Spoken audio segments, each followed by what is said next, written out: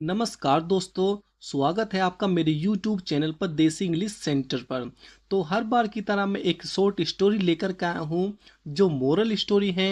हर बार की तरह आपको इसमें एक एक वर्ड का अर्थ आपको सीखने के लिए मिलेगा और करेक्ट प्रोनाउंसिएशन सीखने के लिए मिलेगी, और जो भी इसमें सेंटेंस दिए हुए हैं वो मैं आपको बताऊंगा कि किस टेंस से लिए गए हैं। तो वीडियो को लाइक करें, चैनल को सब्सक्राइब करिए यदि आपको मेरी वीडियो से कुछ सीखने के लिए मिलता है तो सबसे पहले देखते हैं वीडियो का जो टाइटल है वो क्या है। वो है द हंग्री वोल्फ। हंग्री होता है भूखा, वोल्फ होता है भेड़िया, यानी कि भूखा भेड़िया।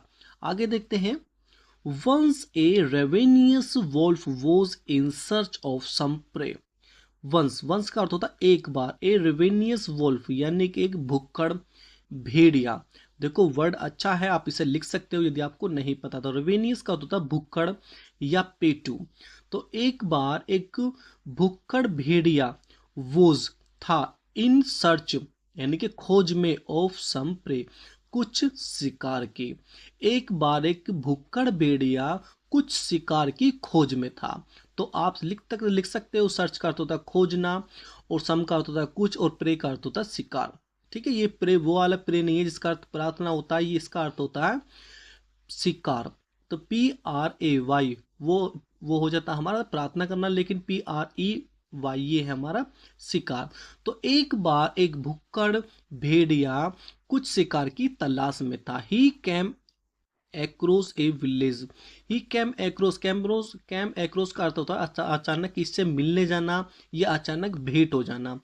ये फ्रेज है जिसका अर्थ होता है अचानक मिलने जाना या अचानक किसी से भेंट हो जाना, यानी कोई चीज मिल जाना। ही कैम एक्रोस ए विलेज, वो अचानक एक गांव से मिलने आई, या आप ऐसा कर सकते हो कि वो अचानक एक गांव में आई। एंड सा, और उसने देखा ए फ्लोक ऑफ शिप। उसने क्या देखा, उसने भेड़ का एक झुंड देखा। फ्लोक, फ्लोक का अर्थ होता है भेड़, उसो झुंड। ठीक है भाई। तो वो अचानक गांव में आई और उसने भेड़ का एक झुंड देखा। Grazing in a pasture. Grazing यानी कि चरते हुए, घास चरते हुए इन द पास्चर। पास्चर होता है चारागाह। चारागाह यानी कि जहाँ पे घास वगैरह का मैदान होता है उसे हम चारागाह बोलते हैं। तो जो भेड़िया था उसे वो अचानक गांव में आया और उसने वहां पर एक भेड़ का झुंड देखा जो चारागाह में चर रहा था। ठीक है भाई, आगे देखते हैं। ही डिसाइडेड, उसने तय किया, to pounce on one of them. He decided, उसने तय किया। ये सेंटेंस हमारा पास्ट इंडेफिनिट का अफर्मेटिव सेंटेंस है। पाउंस, पाउंस अच्छा वर्ड है, आप लिख सकते हो। उसका अर्थ होता है झपट्टा मारना। उसने तय किया झपट्टा मारने के लिए ऑन वन ऑफ देम, उनमें से एक पर। किसने, जो भेड़िया था उसने झुंड देखा और झुंड में से एक पर उसने तय किया कि एक पर झपट्टा मारा जाए। सडनली, अचानक। ही सा ए ship skin on the ground. Suddenly, suddenly का अर्थ होता है अचानक।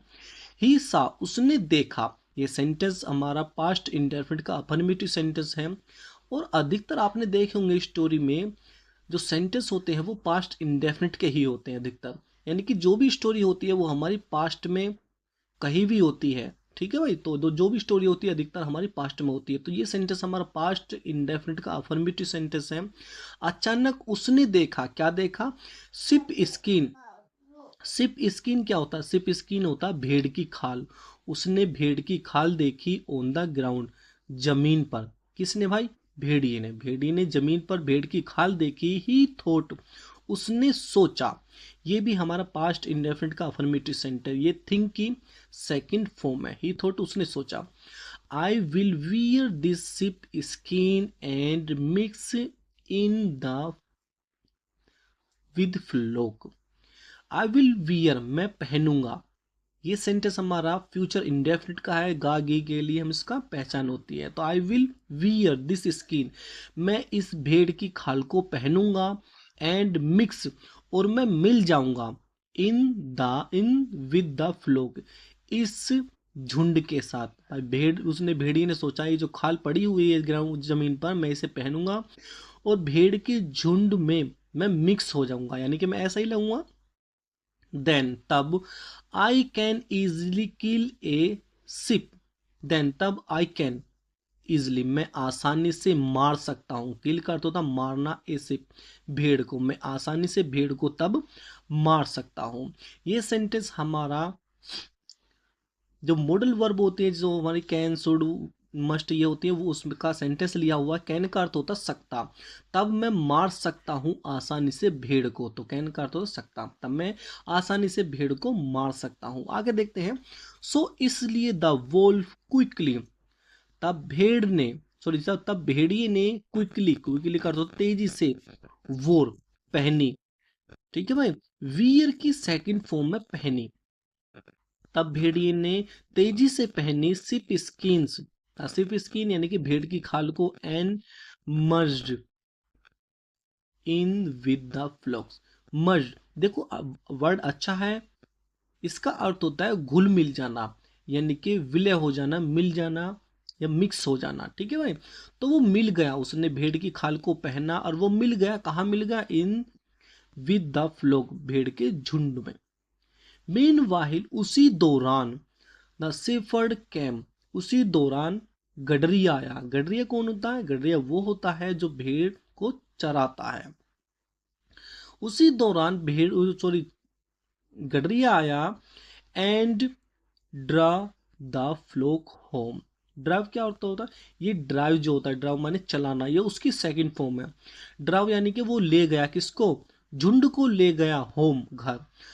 तब क्या करा भाई, उसी दौरान जो गडरिया था वो आया और भेड़ के झुंड को वो घर ले गया। एट होम, घर पर, ही इनक्लोज द फ्लोक, उसने क्या किया, इन द पेन, देखो एट द होम, घर पर, ही इनक्लोज्ड, इनक्लोज्ड का अर्थ होता है खुला छोड़ देना, उसने खुला छोड़ दिया, द फ्लोक, झुंड को, उसने झुंड को खुला छोड़ दिया, इन द पेन, पेन में। पेन का अर्थ क्या होता है, यहाँ पे पेन का अर्थ कलम नहीं है, इस पेन का अर्थ होता है यहाँ पे बाड़ा। बाड़ा हम वो बोलते हैं जैसे घोड़े का अस्तबल बोलते हैं, जहाँ पे घोड़े रखे जाते हैं, तो ऐसे ही जहाँ पे भेड़, ये जो सॉरी जो भेड़ थे, जहाँ पे इन्हें खुला छोड़ दिया जाता था, एक ग्राउंड सब बना देते थे, उस को हम बाड़ा बोलते हैं और उसको इंग्लिश में हम पेन बोलते हैं। तो उसने घर पर भेड़ों के झुंड को खुला छोड़ दिया बाड़े में। जस्ट देन, तभी, हिज वाइफ, उसकी पत्नी, कैम, आई, दियर, वहां, ये सेंटेंस हमारा पास्ट इंडेफिनिट का अफर्मेटिव सेंटेंस है। तभी उसकी पत्नी वहां आई, एंड सेड, और कहा, क्या कहा, आगे देखते हैं। कहा गया, सेड कहा, टुडे, आज, I have nothing to cook for dinner, I have nothing, मेरे पास कुछ नहीं है, मेरे पास कुछ नहीं है। देखो अगर हैव आ जाए और उसके साथ कोई वर्ब नहीं दी हो तो उसका अर्थ होता है कोई चीज पास होना, ठीक है भाई।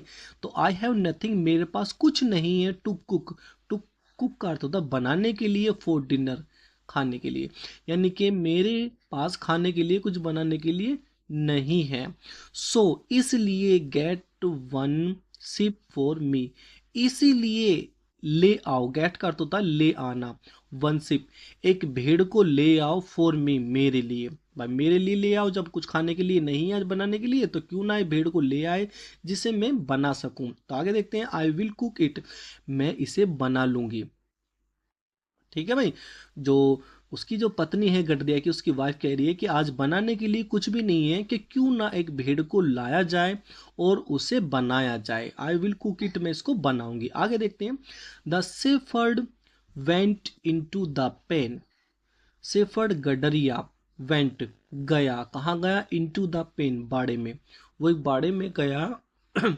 And looked for a, looked for का अर्थ होता है तलाश करा, ठीक है भाई, ये एक फ्रेज है जिसका अर्थ होता है तलाश करना, और उसने तलाश की, ए मीटी सिप, मीटी सिप का अर्थ होता है मांसदार भेड़ की, भाई जिसमें अधिक मांस हो, यानी कि जो अधिक मोटा हो, उसने उसकी तलाश करी उस भेड़ की।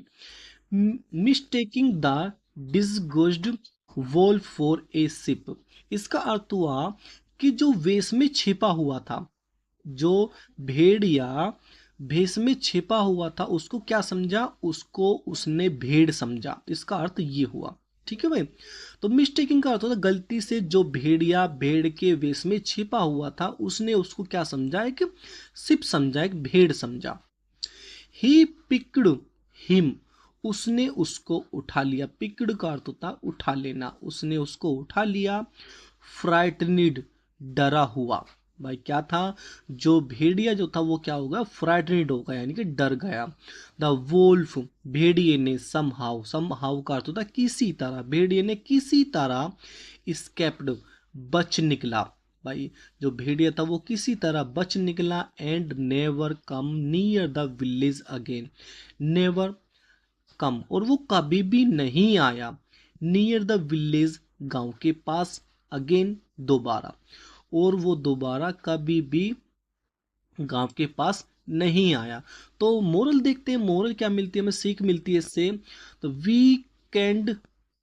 वीकेंडनेस, इसका अर्थ होता है जो कमजोरी होती है, लीड्स टू वंस आउन पनिशमेंट। जो कमजोरी होती है वो ले जाती है कहाँ पर, अपनी खुद के दंड पर, अपनी खुद की सजा पर। भाई जो